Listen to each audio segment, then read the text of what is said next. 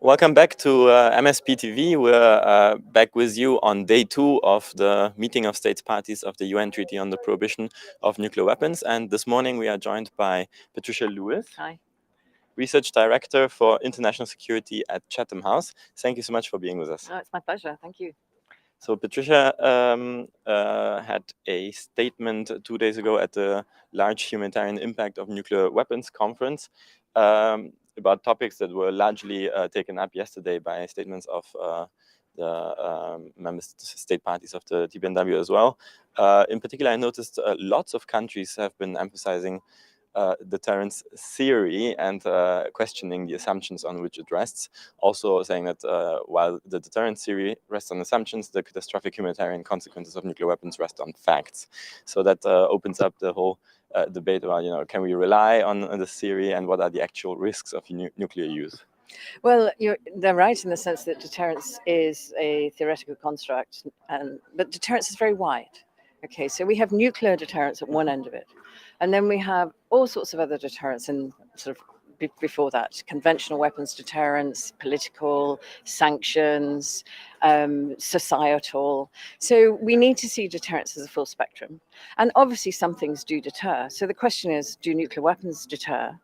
And it may be that in some circumstances they do, but the threat needs to be credible. And part of the problem is because of the overwhelming consequences of nuclear weapons, that often that threat is not credible in the sense that you might say, well, if you do that, I will use nuclear weapons. And everyone thinks, well, would you really? Would you really? And I think for countries that consider themselves to be under the nuclear umbrella, that would you really question is a very important question. Would the United States really defend Japan?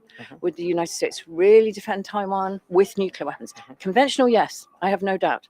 But with nuclear, it's a big question. So nuclear deterrence rests a bit on projecting the madman theory.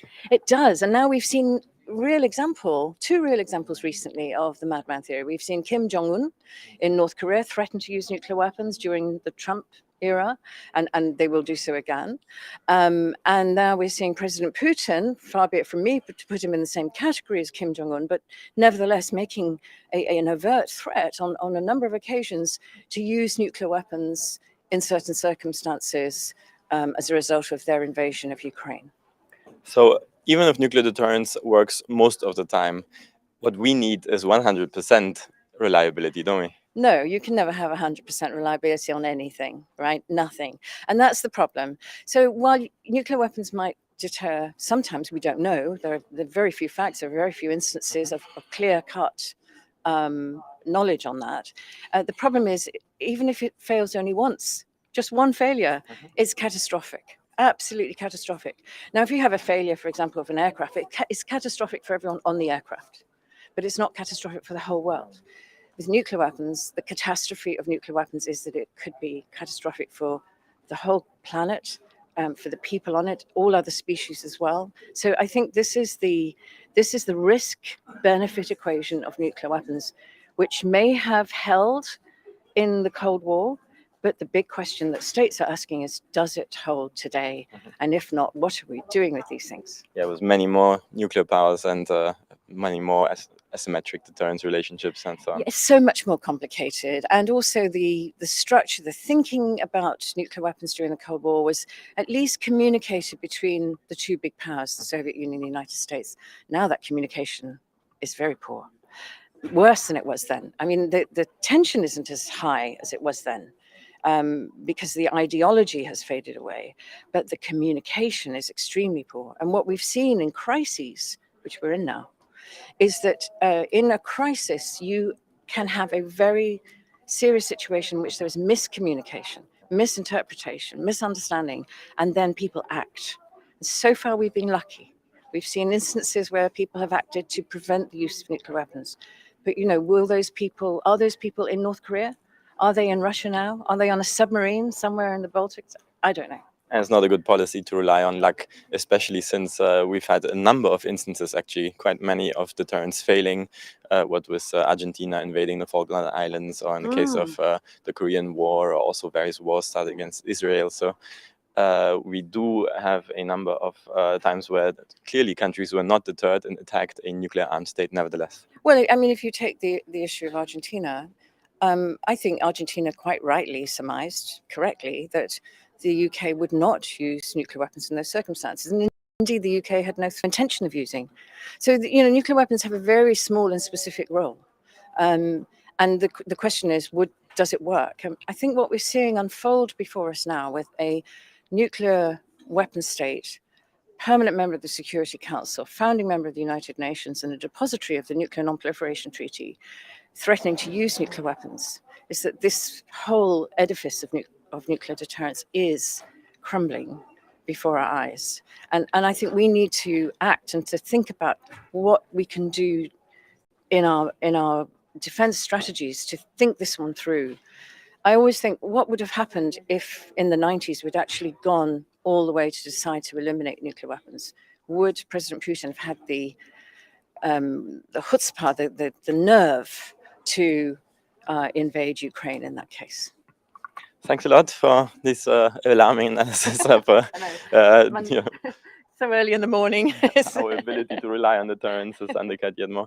Okay, thank you very much, Patricia Lewis, Research Director on International Security from Chatham House. Thank you. My pleasure. Bye-bye. Thank you. And we're joined now by Susi Snyder from ICAN and Ugo Biggeri, from President of Etica Funds. Ugo also yesterday held a statement in the plenary of the meeting of state parties. Thank you for being with us. Yeah, thank you very much. Thank you. It's great to be here. Congratulations on MSP TV. Thank you. I hope people are enjoying it so far. You are president of Etica Funds, and this is an investment fund that also co-founded Shareholders for Change. Can you tell us more about yesterday's statement and your goals in regards to the TPNW? Yeah, the statement yesterday mainly say that we don't want. We would like that the financial assistance to all what concern nuclear weapon production or storage or whatever will be considered prohibited by the treaty, and so that financial investment will consider as assistance to the process of the nuclear weapon. And so we decided to join ICAN for this, and so we prepared together the statement, and 37 financial institutions so far from all over the world they signed the statement, and the old institution they have asset under manager around 230 billions of euro, and I think in the future they will join much more. And Susi, this is part of a broader drive by ICAN that you have been spearheading to really bring in divestment as one of the angles with which to undercut the nuclear weapons enterprise, so to say. Can you tell us more? Absolutely. So if we're going to get rid of nuclear weapons, we need to have space for every stakeholder. And that includes the financial sector. What we've learned from other weapons prohibitions is that when the financial sector acts, the companies that make the weapons stop. We ascribe value to different things with money. And here, working together, we're keeping money out of the nuclear weapons industry. We're taking away the value of nuclear weapons, and that's going to help get to global disarmament. And of course, finance is also a very cross-cutting issue across all of society. So if you erode the financial means for nuclear weapons, then that very much limits the space for nuclear weapons to continue playing a role. Absolutely. We've seen two companies that were involved in the production of nuclear weapons, the production, manufacture, and development of nuclear weapons. They have stopped. And it's because of pressure from investors. And so we're really excited to see that trend continue and to keep growing. And this is something anybody can do. And we really encourage people to get involved. And in particular, maybe a question for you. Many banks and investment funds are transnational in how they operate and are not limited to national boundaries. So international law plays a special role for them. They don't necessarily wait for each and every country to have outlawed financing of nuclear weapons. Surely the Treaty on the Prohibition of Nuclear Weapons, with its entry into force, becomes a bit of a guiding star for many financial actors. Yes, I think so. I think that the example given by Shareholder for Change or the financial institution who signed this statement is that financial institution can really avoid to finance a nuclear weapon. I think in general also to finance weapon, but for sure nuclear weapon. And I think there are two things that will help the process at international level. One is of course the treaty and what he will decide about financial assistance. But the second one is that the reputational issues will become more and more important in the future. And we as citizens very often we say, okay, what can I do for against the nuclear weapon? Well, you can go to your bank and say, I don't want you to finance nuclear weapon. And this is something that everybody in the world has a banking account or do some investment. So it's a really huge power that we can put in the campaign against nuclear weapon. Excellent. Thank you so much for your work. Thank you for being on with us today. And we will be back at 5:30 in the afternoon to discuss today's conference proceedings, and hope to see you there again.